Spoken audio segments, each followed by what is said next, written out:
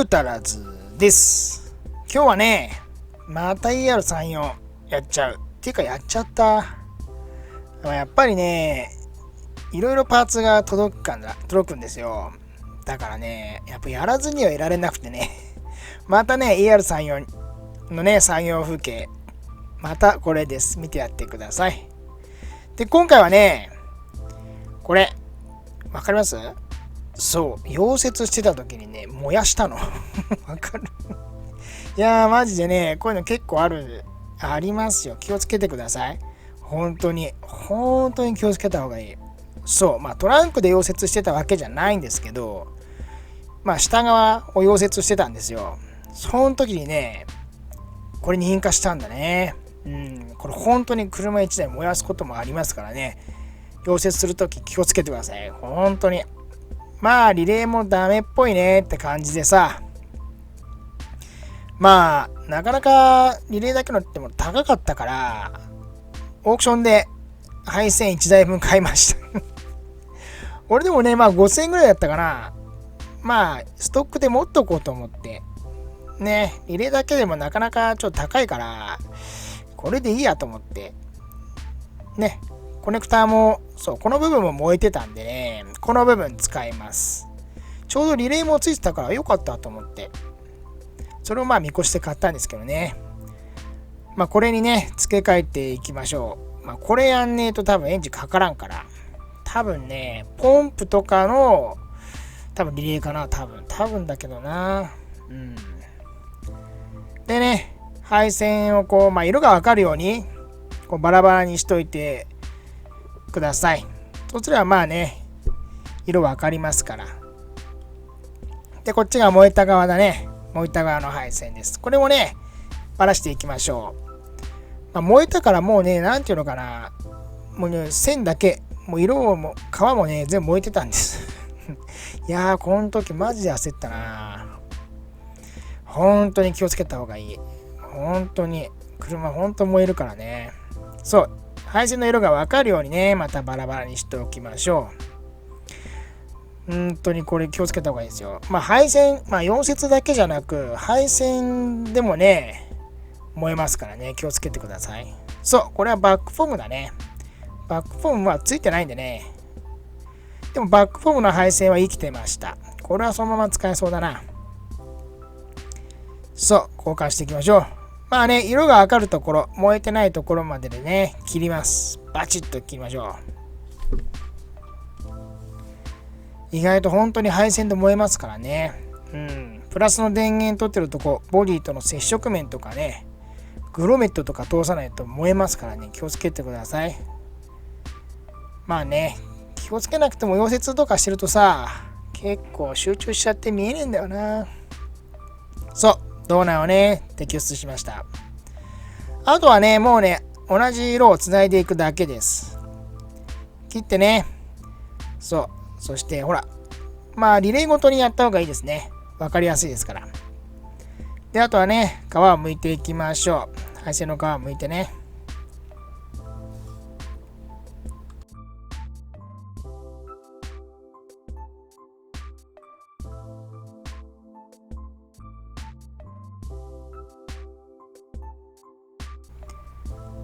で、一本一本に収縮チューブつけておきましょう。つなげる前にね、通してあげてください。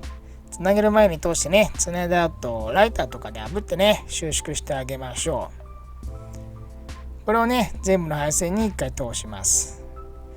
そしてね、線をつないであげてください。この時どういうつなぎ方とかあんのかな？俺はこうやってね、1回ぐるっとこう、なんていうのかな、ぐるぐるやって、で、その後につないだ箇所をハンダゴテしてます。ハンダでね、しっかりと通電させてあげてください。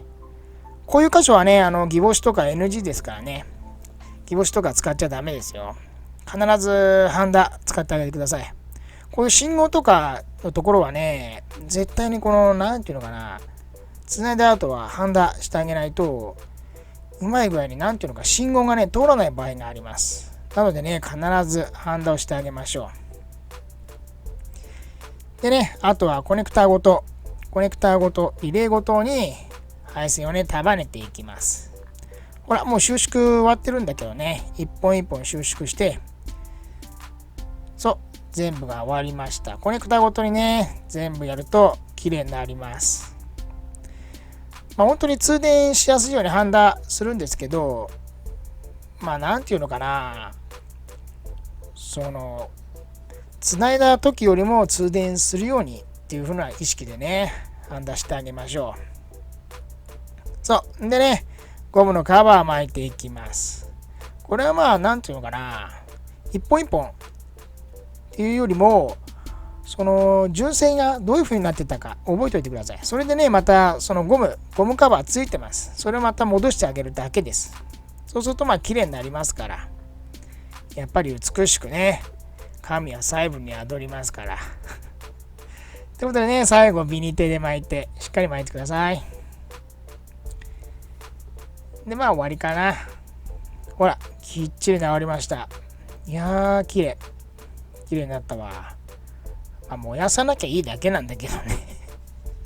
本当に結構ありますから、溶接で燃やすってね、車屋さんでも結構ありますから、本当にね、気をつけた方がいい。ほら、これが燃えたやつだね。これは交換します。そのままね、もうステーも全部ついてたんで、そのまま交換してあげるだけです。やっぱ燃え跡あるね。燃え跡あるな。あれ気になるな。なんか塗ろうかな。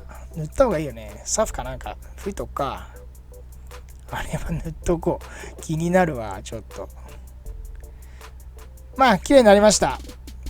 これであとはバッテリー入れて、電源入った時にリレーが動くかどうかですね。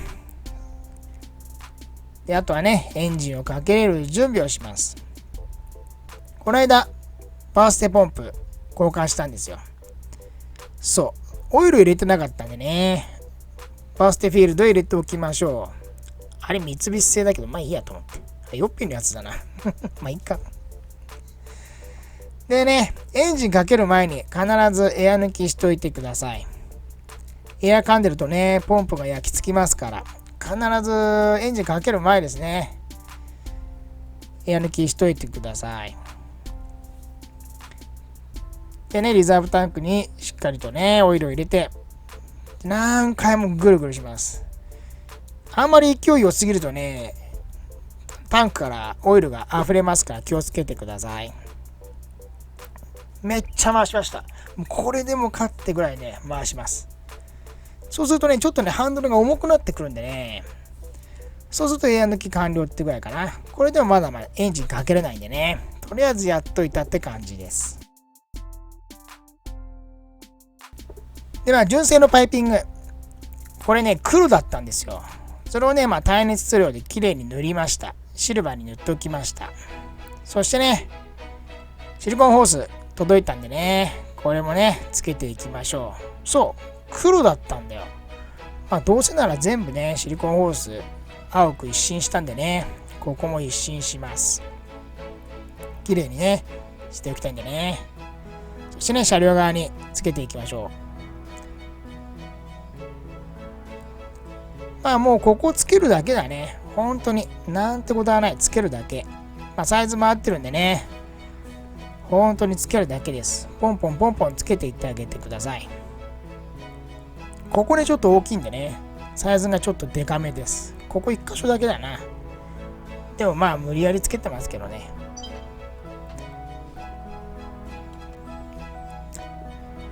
でね、ホースバンド。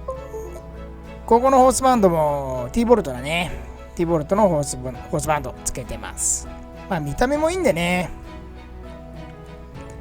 でね、上側、インテーク側ですね。そちらもやっていきましょう。インタークーラーから入ってくるところね。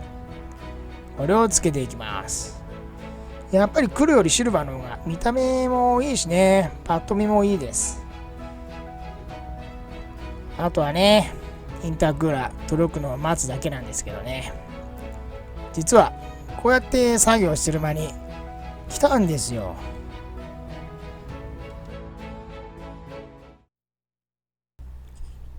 そう、インタークーラー届きました。いや、作業してる間に届いたんですよね。ちょうどこの日編集しようと思ったんですけど、このままつけちゃいました。だからね、ちょっと長くなりそうだったんで、インタークーラー装着はね、次の動画にします。今回はね、ちょっとなんていうのかな、エンジンをかけれるまで気になってたところの作業風景でした。溶接して燃やしちゃったね、ところなんですけどね、ああいうところあります。本当に火の取り扱いにはね、気をつけてくださいね。ってことでね、また ER34 スカイラインの動画になっちゃったんですけどね、やっぱりやっちゃうね。荷物がどんどん届くからさ、今週は違うことやろうと思ったんですけどね、やっちゃいました。ってことでね、ちょっと長くなりそうだったんで、次のインタークーラー装着はね、次の動画、ちょっと一手間加えたんでね、そういったところもちょっとこう見てほしいなと思ったんで、次にします。ということでね、次回も楽しみにしておいてください。今週もだって。いっか。ご視聴ありがとうございました。ではまた来週。